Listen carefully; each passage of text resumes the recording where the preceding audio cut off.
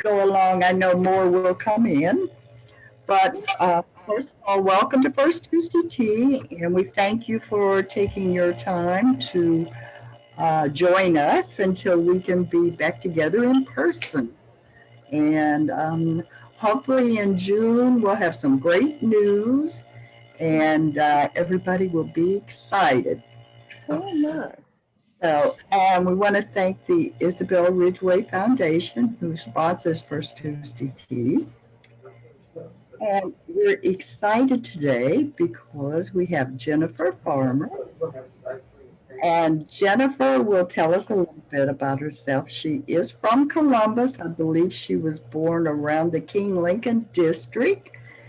And Jennifer has wrote a book, First and Only. And I have read the book, and it's very, very interesting.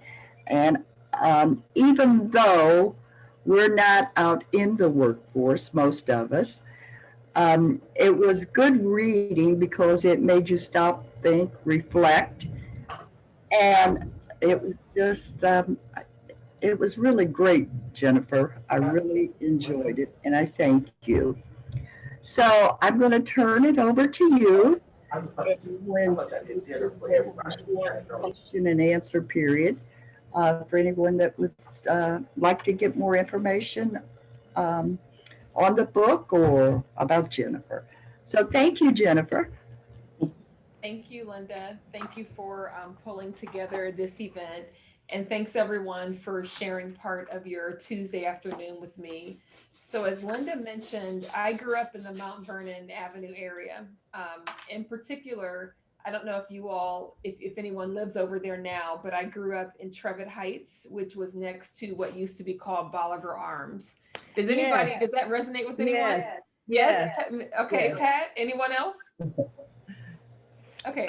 My brother and his family lived in Trevitt Heights. Frank Demi, Okay. they lived there, and I lived on Atchison Street. Okay. Yeah, I know Atchison very well. We had some Mm-hmm. friends in high school who lived there. So we were bused to Centennial High School, which is all the way in Upper Arlington. Mm. The high school that would have been for me would have been East High School, but because of integration, we went all the way out to Upper Arlington. We spent a lot of time at the King Center doing different events, and one of my favorite things that we did was going to the King Center every year for MLK Day.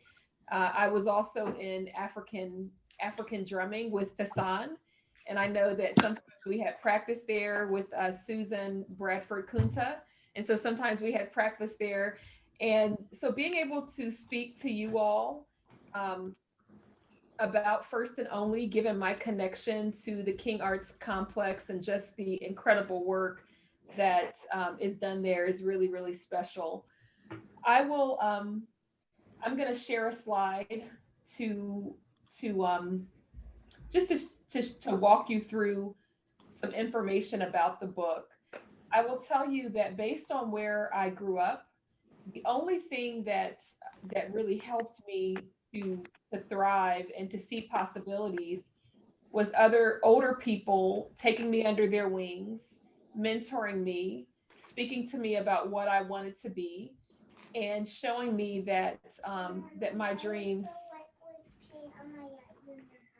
Okay, I can help you. No, I got it. Okay. Um, so I have a chief consultant here, and she may be interrupting from time to time, but showing me that my dreams were possible. And as I navigated my professional career, I realized that a lot of what I was going through in various workspaces, there weren't many books to talk me through what to expect. So I was going through things, I was trying to access whatever information was available. And as it relates to Black women in different professional settings, there was not a ton available that was written by Black women. So just so you know about me, I'm a mother of two children. I'm a small business owner. I run a social justice PR firm, and I also run a training organization. I do a lot of training, a lot of facilitation, and a lot of coaching around how to create workplace cultures that are inclusive and welcoming for all people. And I've written 2 books. One is called First and Only, and I'm going to show you the cover of both. But okay, so my recent book is First and Only: A Black Woman's Guide to Thriving at Work and in Life. And this is the book that we'll talk about today. But the first book that I wrote is called Extraordinary PR, Ordinary Budget. And the book focuses on communication strategies that have compelled grassroots campaigns across the country. So I wrote this one in 2017, and the one that we're going to talk about today it came out in February of this year. And this is the cover again. So I wrote, and I'll go back just, I wrote this book because I believe that we live in a world that's openly racist, often hostile to women and children, committed to heteronormativity. And this means that when Black women walk into work settings, many of us come having already experienced racism, having already experienced sexism, sexual harassment, sexual abuse, discrimination based on sexual preference, domestic violence. So when we come to work, many of us have already experienced these things. And what happens when we enter various workspaces can exacerbate these wounds or create new wounds. From children, many of us, and when I say many of us, I mean women, I mean Black women, and women of color have been taught not to be emotional, not to appear angry, not to let others see us sweat. And so sometimes we will take on more than our fair share because we want to be perceived as having it all together. We want to be perceived as being strong. And this coding can be harmful and it can be counterproductive. And so in First and Only, I talk about women holistically. I talk about Black women holistically. I talk about our spiritual practice. I talk about us in professional settings. I talk about caring for ourselves as well as pursuing the grind, right? I think a lot of times we live in a nation where we're so focused on what a person does, what a person produces, and that can cause us to underdevelop who we are as human beings. So with First and Only, it's not like other leadership books because it has a holistic focus. I'm going to just ask you all to bear with me. I need to do one thing and I'll be right back.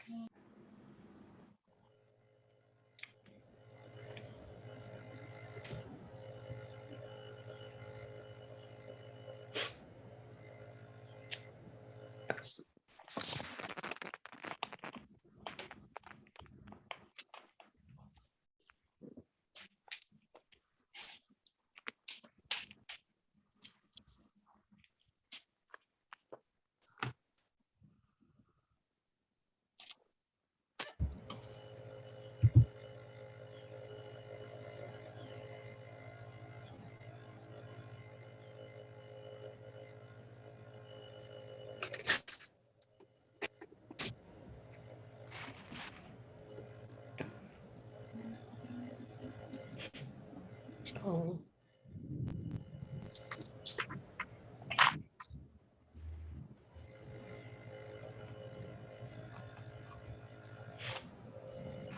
Linda, this is Mary Remsen. Do you have copies of her book for sale? I don't, but I'm sure that she is going to let us know how to order it. Mine came from Amazon. Okay. So I do know you can order it through Amazon. Yeah. So you can get the book any place where books are sold. So you can get it from Amazon, you can get it from independent booksellers, you can get it from Target, Walmart, any place that sells books. So thank you for bearing with me. My dog was outside, I had to go get her. So I'm going to share my screen again.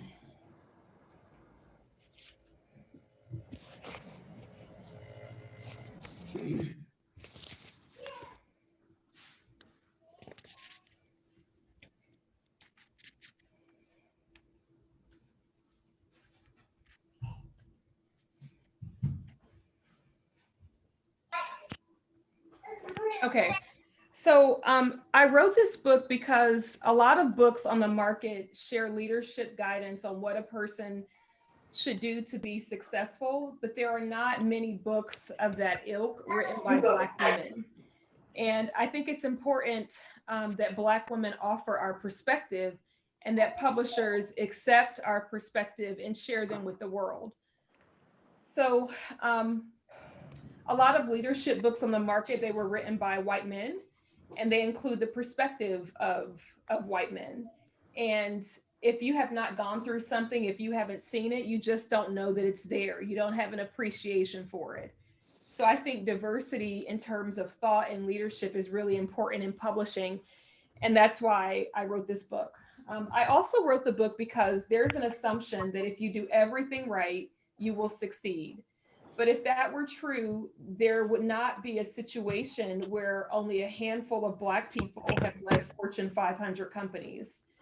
There are a lot of people who've done well, they've been well educated, they've networked effectively, and they still have not been promoted to the level that they should. And a lot of that has to do with racism. So I also wrote this book because a lot of people celebrate when a Black woman achieves a key role. But being the first and the only can be lonely, it can be isolating, and at times it can be painful. And what I'll do now is I'll invite you to think for a minute about times in your life when you have been the first, when you have been the only, when you have done something that no one else in your family was doing, no one in your friend network had even dreamed of. And think about a time where you were the first. And I'll give you a couple minutes to think about that, and then I'll continue. And if you want, you can write it in the chat feature. You know, if you can think of a time where you were the first or you were the only, perhaps it was the first person to leave your hometown, the first person to go to college, the first person to pursue a certain type of career.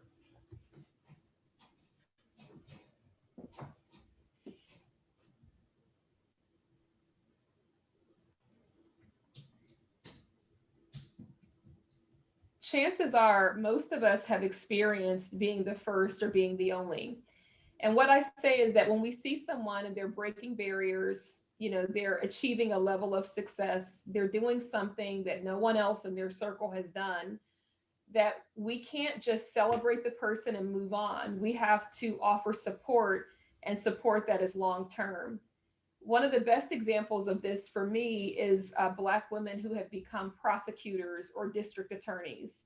So St. Louis, Boston, Florida, different communities in Florida, a community in Virginia, have all elected Black women prosecutors. And a lot of these Black women came into the roles because they wanted to see reform in terms of how the law interacted with Black people. But when they came in, there was celebration, right? But I spoke with one Black woman district attorney, and I won't say which city, and she had received such severe harassment that she feared for her life. And so what I'm saying is when we see someone and they're doing something remarkable, we have to celebrate them, but we also have to offer them support that is long-term. And part of this for me means examining how quickly we're willing to dispense with someone when we don't agree with them. So the purpose of First and Only was to note what is happening, not to stop short at celebrating the first and only. We want to create a culture where more people of color, more Black people, more diverse people are achieving milestones. So this is not just look at all the first and let's celebrate. It's how do we replicate this? And how do we create a situation where there's more diversity?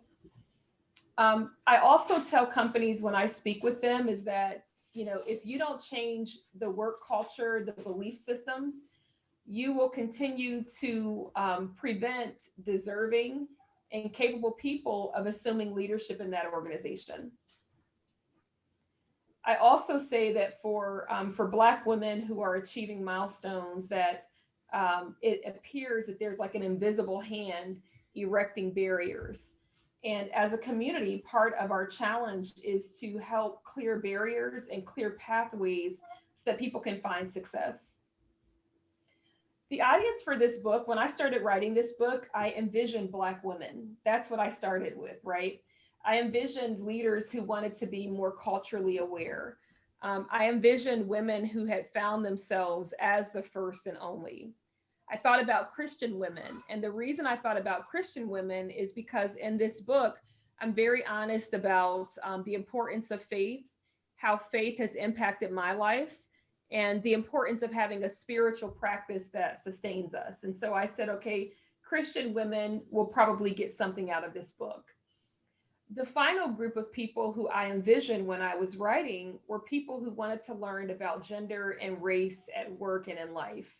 And I said, if people are willing to learn and willing to be honest and perhaps humble themselves, they might like this book.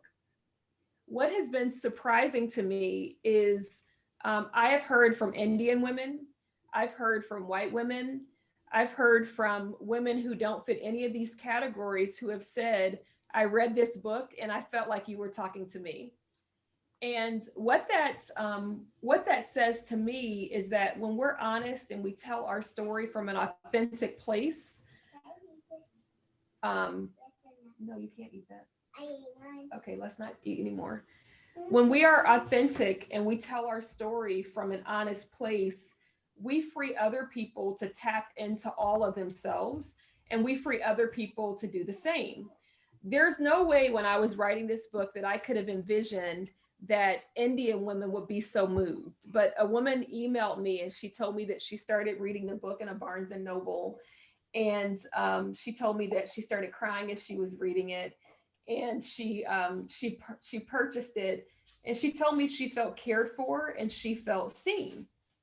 So to me, that's beautiful, you know, and I just think that that's the importance of being open and being willing to pursue content that maybe by the surface level or by the title, it may appear that it's not for you, but it very well could have a message that could change your life.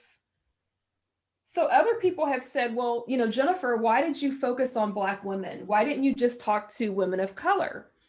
And the reason that I focused on Black women is because I think that a lot of times Black women are told, get in where you fit in. No, this book wasn't written specifically for you, but try to find yourself in it. Or Black women have been told, well, we can talk about your issues if we talk about someone else's issues. We can't just make it about you. And what I wanted to do when I wrote this book is I wanted to say specifically to Black women, I see you. I see what you're struggling with.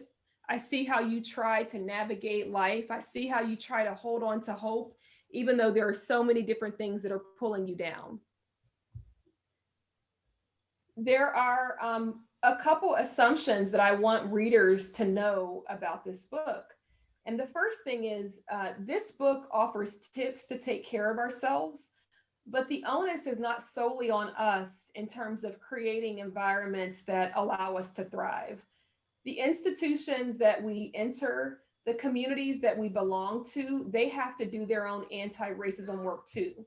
So this is not just, okay, well, Black women, here's a list of things for you to do. And once you do it, all will be well. If the institutions don't change, then we will continue to be harmed. The other thing that I want people to know is that being the first and only, it's not just about talent or a lack of talent. There are a lot of people who have had the talent, but maybe they have not been able to survive different environments. And so when you see someone who's doing well, think about what other people who look like that person could have been in that role. I'm very clear that, you know, Shirley Chisholm ran for president years ago, right? And so even before Barack, she was one of the first ones, and of course, Jesse Jackson, to run. And so I'm very clear that even when you see the first and only, perhaps the person who you see is the person who made it or the person who is socially acceptable. And we tell their story, but we don't tell other people's story. And that line of thinking is an exercise to kind of encourage us to think deeper and to really question what we're told.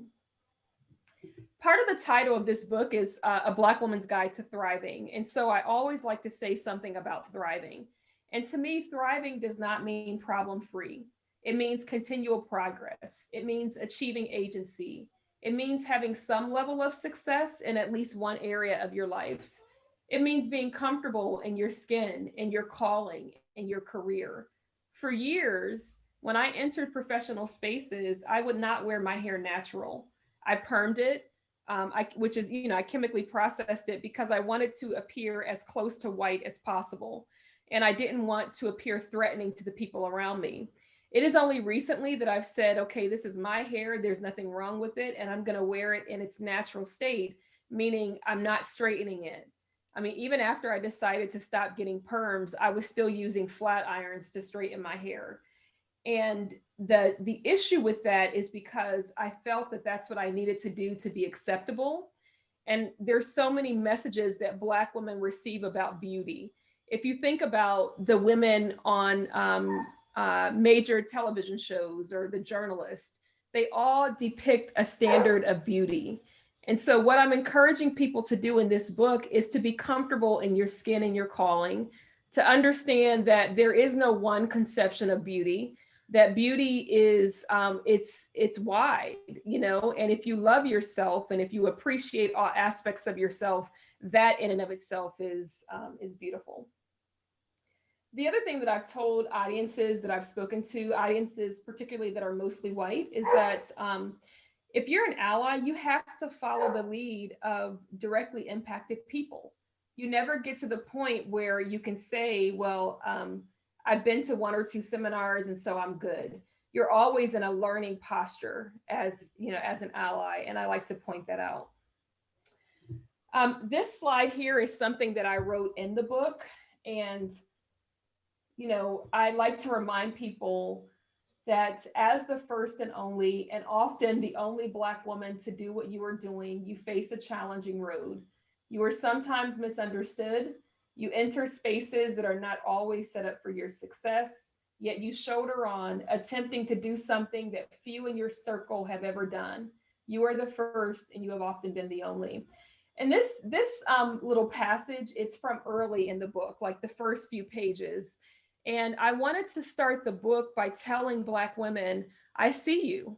I see you trying to hold it together. I see you trying to beat the odds. I see you trying to navigate these different stereotypes that are placed on us. I see you trying to make it with limited resources. And it was important for me to call that out because I feel like Black women can so often be misunderstood. I'm going to share a few more slides and then I'll be happy to answer any questions that you all have. So again, I mentioned Shirley Chisholm. She was the first Black woman elected to Congress and then also the first Black woman to run for president. Of course, we have to mention Kamala Harris as the first woman and first Black woman elected to Congress.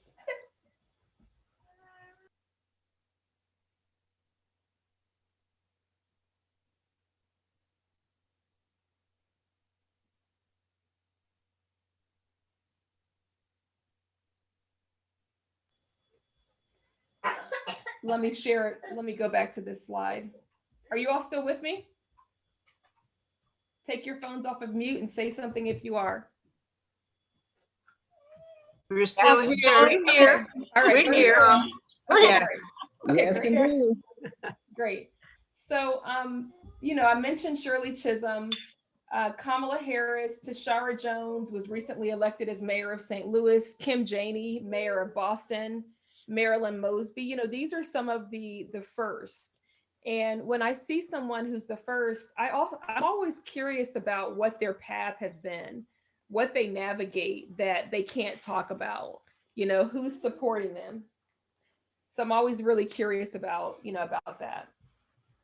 Ursula Burns, she was the first Black woman to lead a Fortune 500 company. And for a long time, she was the only one. Mhm. She was the CEO of Xerox from 2009 to 2016. And I wonder, okay, what did she go through? What did she encounter? What sacrifices did she have to make? Who supported her? And, I asked you all this earlier, but in what areas have you been first? For those of you who either wrote something in the chat feature or thought about it, please, someone please share with me in what areas you've been first, and also who supported you during that period.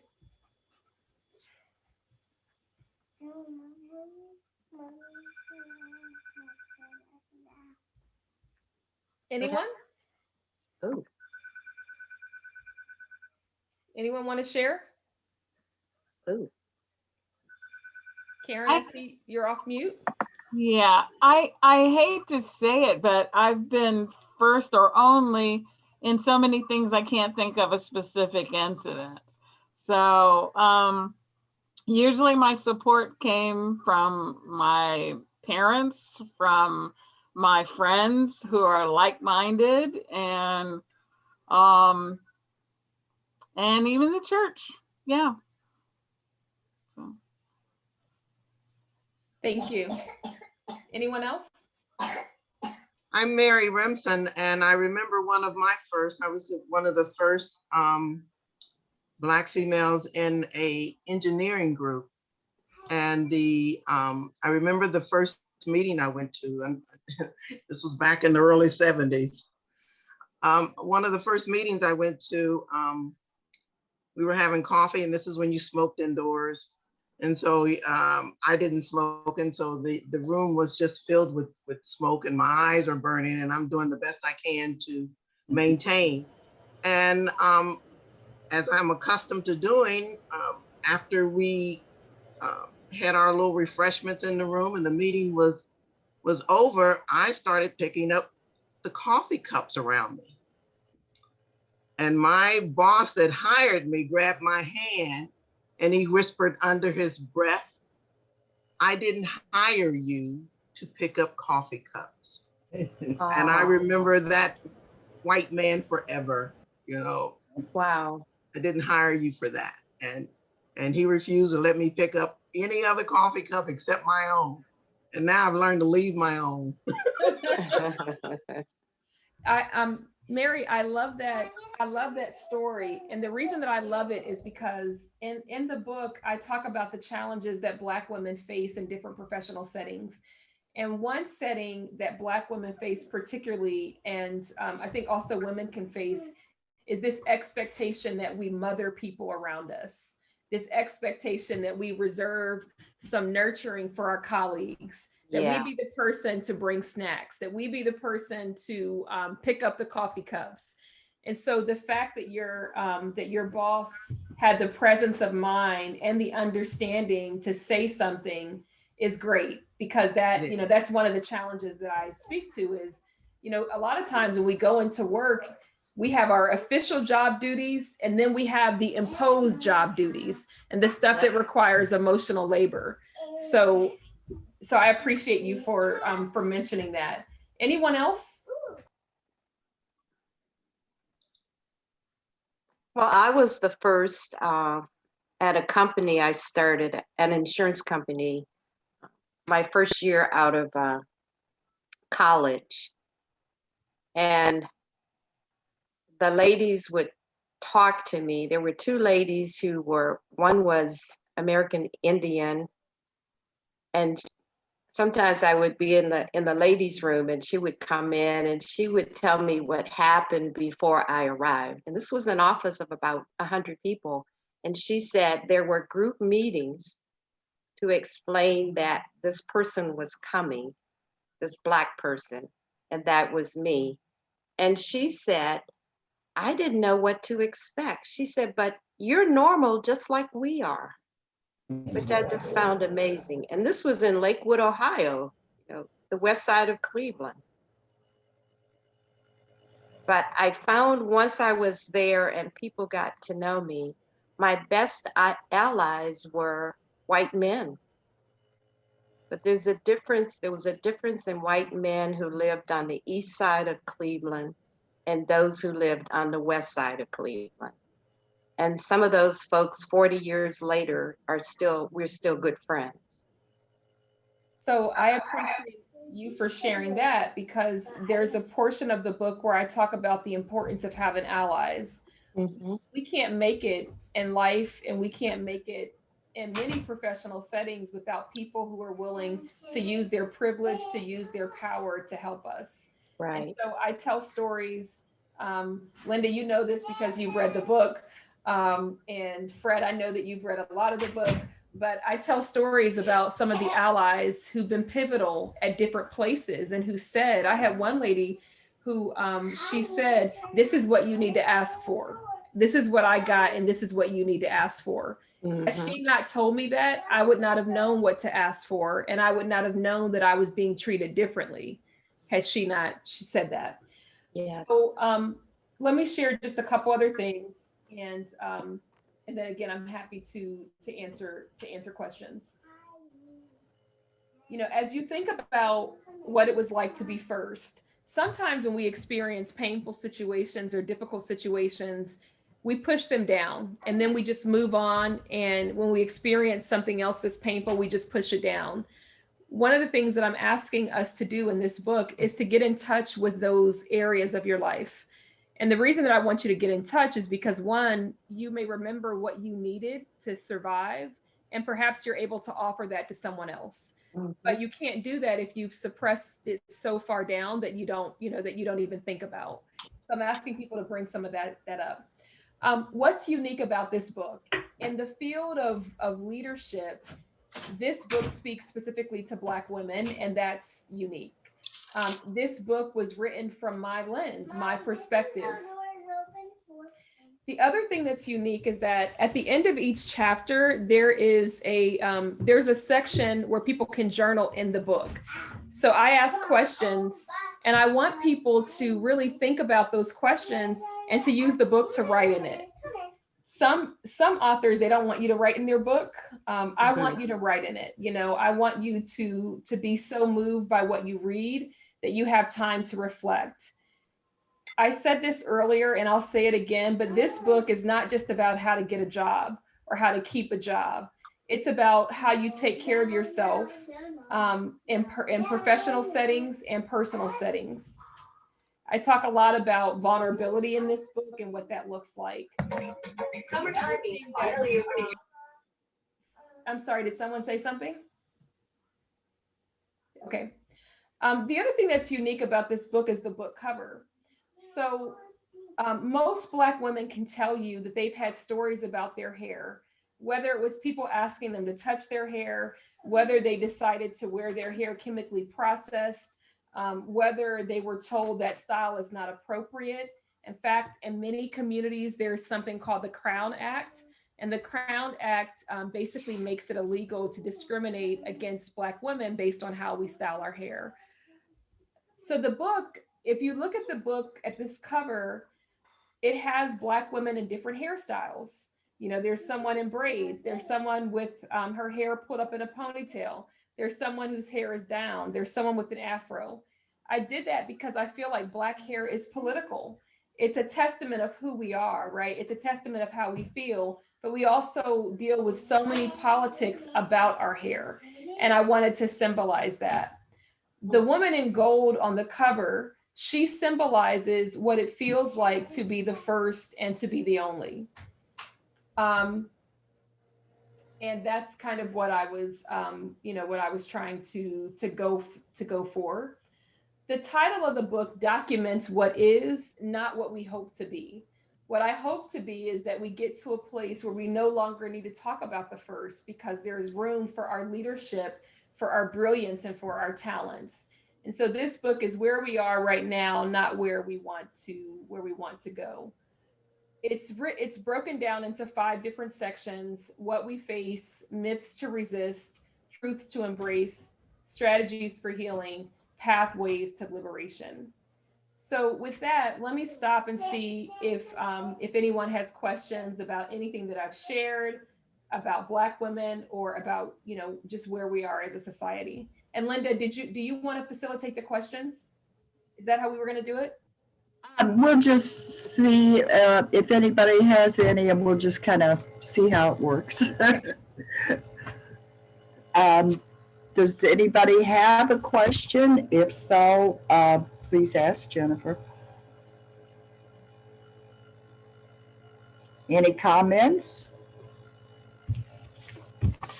I have a comment. One of the things that I'm thinking about as I listen to you, Jennifer, is the need for Black women to support other Black women. I think I might be one of the oldest people that's on this morning. And I can remember in my struggle to even survive in the work world and in the world around me, that very often the very young person that I supported to bring on board in the environment that I was in literally became my enemy. So Black women did not always support a Black woman that was aspiring for success in an area, or often when you were promoting someone to bring them along with you, when they arrived, they often became your enemy. So I think one of the things that might be most successful is the issue about Black women supporting other Black women in whatever work environment, life environment, social environment, whatever we are aspiring to accomplish in our lives. So thank you for sharing that perspective and for your feedback. And we absolutely have to support one another. And when we find situations where that's not happening, I always wonder where that self-hatred or where that competition, where it started. And first and only, I talk about the importance of connecting with our inner child, because sometimes we operate out of patterns that started in childhood or wounds that were never healed. And while each year we may have a birthday, we may progress chronologically, emotionally, we are underdeveloped. And so when there's conflict, or when you have a situation where someone is not being supportive, and right, you would think that as Black women, you know, we share a special affinity. And in a lot of cases we do. But when that's not happening, I think that, you know, we have to ask ourselves why. That's one of the reasons why I list recommendations, but I'm also suggesting that we all have to continue to do our own work. You never get to the point where your work is done, at least not if you're living. There's always something more to do. And we have to be willing to do that, to look at ourselves under a microscope. In the same way that we look at the systems that oppress us, we have to look at the ways that we let ourselves down and the ways that we let other women down. And I speak to that. So Question. Does your book address mentorship? Because a lot of us who have been or are in positions of power and influence, it is so important that we reach back and bring others along. What's your comment about that? So I talk about networking. I talk about the importance of mentorship. Okay. Mentoring, because I think it goes both ways. Mm-hmm. I will tell you that when I was growing up, it was mentors that helped me to see this does not have, where you are right now does not have to be your future. Okay. And I had one mentor, I'll say her name in case any of you know her. She's passed now, but her name was Marie Harden. And she worked for the city of Columbus for the Equal Opportunity Division. And Marie ran a charm school for girls. Oh. And it was something that she did at her house, and she would invite us over. But she gave me my first job at 14. Does anyone remember PIC, the private industry council? Okay, I see a couple of hands. All right. So for people who don't know, PIC provided jobs for young people who were poor. And so I got my first job at 14 through PIC, and my second assignment was with Miss Harden. And so Miss Harden, you know, I worked for her. She gave me a job. And I remember one time I saw one of her pay stubs and I thought, oh my God, it's possible for someone to make this kind of money. It inspired me, but she didn't stop there. You know, she would pick me up maybe twice a month. She took me and my sister to her house. She spent time with us. She talked to us. Her daughter was a pastor, and we would go to her daughter's church, but she mentored me. And what I think about, to your question, Olivia, is who am I helping the way that she helped me? And so I try to be very active in my nieces' lives. When I hire someone and I work with them, I try to support them to the best of my ability, because at the end of the day, if we aren't replicating ourselves, I mean, all we really have in our legacy, all we really have when we leave this earth is what we've deposited in others and what we've left for the community. That's a great point. Thank you. I have a question or a comment. I would like for you to share a little of your life besides the book, because I think that speaks a lot to what you're saying, and I found it very fascinating. Okay. So where to start? All right. So I recently came back to, one second. Okay, one second. So I lived in the Washington, D.C. area for a decade. I grew up on Columbus's east side, and I only went to college because there was a lot of gun violence in that part of Columbus.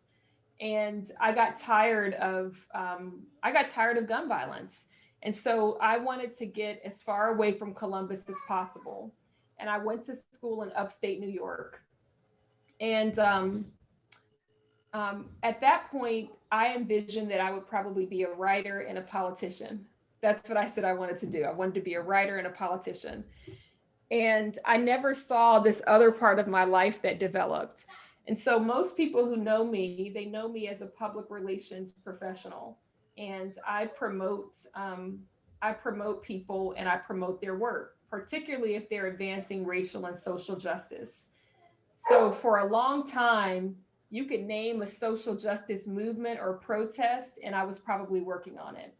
So a lot of people know the people who I work for, they don't know me. So I worked for a long time for Bishop William Barber. And Bishop William Barber, he initially started what's called a moral fusion movement, but then he also launched something called Moral Monday Protest in North Carolina. And they were protests at the state capitol every single Monday.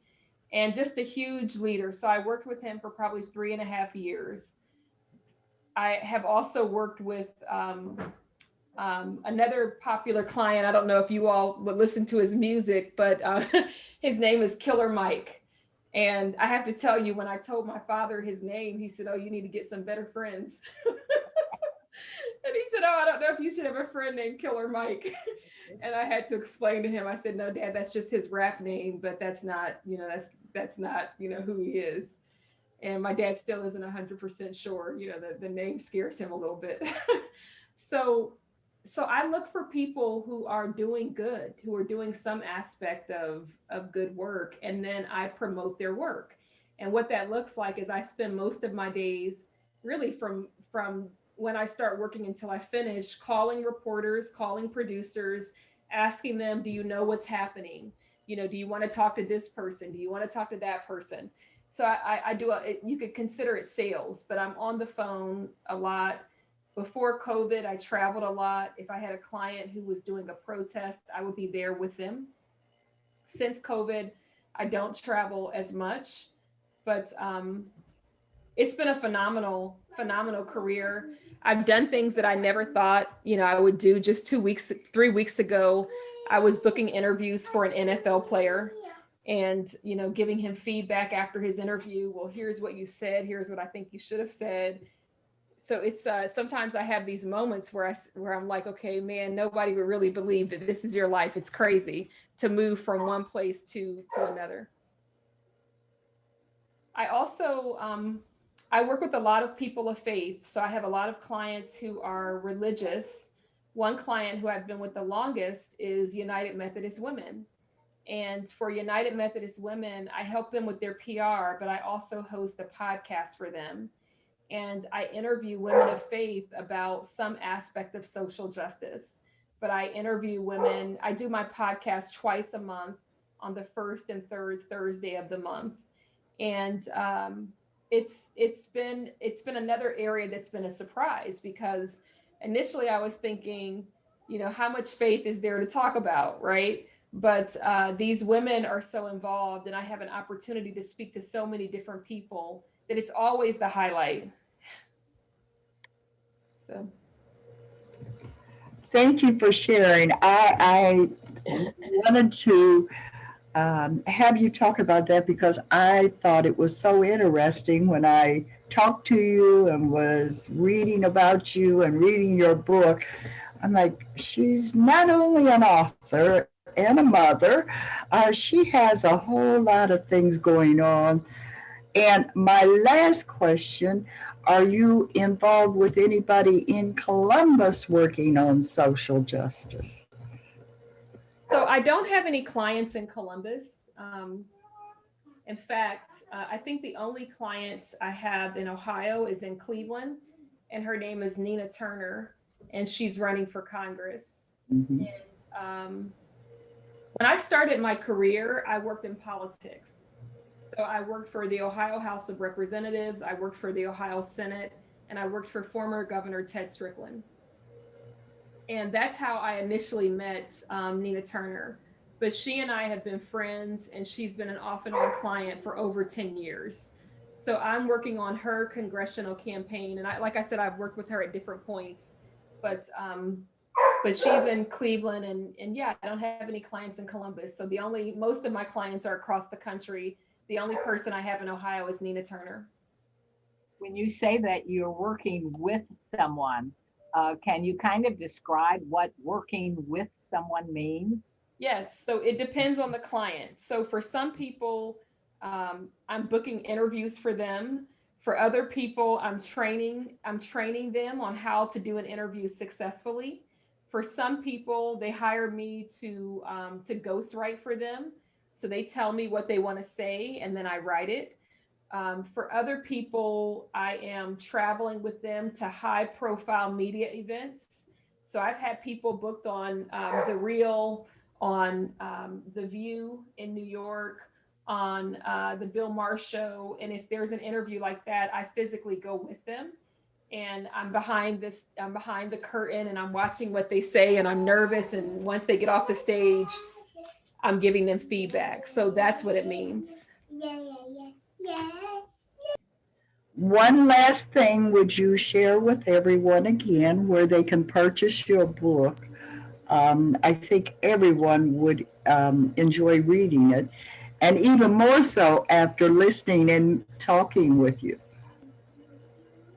Sure, and I'll put a link in the chat feature, but you can get First and Only from Broadleaf Books. That's the publisher. It's also available on Amazon. You could get it from my website. I'm going to put a few links in the chat feature. But if you Google the name First and Only, A Black Woman's Guide to Thriving, or if you Google my name, you will find a link to the book, and you can publish it. You can buy it. I also want to let you all know that the book is going to be available on audio format, and that'll probably come out maybe like the end of this year, early next year. Well, Jennifer, I hope that when we're back in person, that you'll join us at a First Tuesday Tea. I would love to. I would love to. Usually before COVID, we would have up to 180, 190 women, and we would have the chat and have lunch. And I thank you so much for sharing with us today. And we will stay in touch. Well, thanks for talking. And Linda, I appreciate you so much. And when we're back face to face, let me know. I would love to come to the King Center. And I hope you all actually drink tea when we meet. Do you? We drink iced tea. How old is your little one that's there? She's 4. 4? Yeah. Well, it is 1 o'clock, and I know Jennifer's busy, and I think she has some children that are waiting for her. So again, thank you. Children and dogs. And we will be together again soon. Bye-bye, everybody. Goodbye.